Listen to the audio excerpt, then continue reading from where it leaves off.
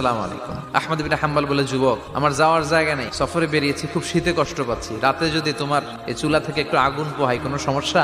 যুবক বলে, না না, সমস্যা না, আহলান ওয়া সাহলান, বসে আমদের আসেন আসেন, আপনি আগুন পোহাইলে আমার সমস্যা কি? আল্লাহ শুকরিয়া করে উনি বসলেন আর আগুন পোহাচ্ছেন, আর খেয়াল করলেন যুবক রুটি বানায় আর পরে আস্তাগফিরুল্লাহ, রুটির দলা বানায় পরে আস্তাগফিরুল্লাহ, খামির বানায় আর পরে আস্তাগফিরুল্লাহ, খালি এইটাই পড়তেছে। ইমাম আহমদ ইবনে হাম্বল তো অবাক, কিরে এটা আবার কেমন যুবক, খালি আস্তাগফিরুল্লাহ। উনি প্রশ্ন করলেন, যুবক, ঘটনা কি? আসার পর থেকেই তোমার দেখতেছি তুমি রুটি বানাও, রুটি বিক্রি করো আর পড়ো আস্তাগফিরুল্লাহ।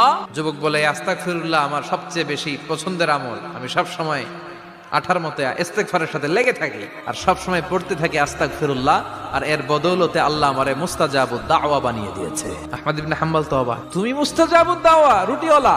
আমি এত বছর হাদিস পড়াই, আমিও তো মুস্তাজাবুদ দাওয়া না, তুমি দোয়া করলে সব কবুল হয়ে যায়? যুবক বলে, না, আনা মুস্তাজাবুদ দাওয়া, আমি আমার জীবনে যত দোয়া করেছি কবুল করে নিয়েছে কে? সব দোয়া কবুল করে নিয়েছে আল্লাহ, একটা দোয়া ছাড়া। কি সেই দোয়া?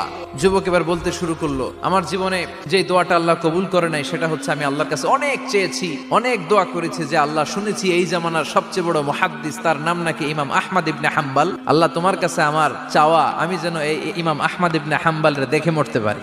আহমদ ইবনে হাম্বল আবেগপ্রবণ হয়ে গেলেন, চোখের পানি ছেড়ে দিলেন, বললেন, যুবক, তোমার এই দোয়াটাও কবুল হয়ে গিয়েছে। আহমদ ইবনে হাম্বল তোমার দরবারে ছুটে এসেছে।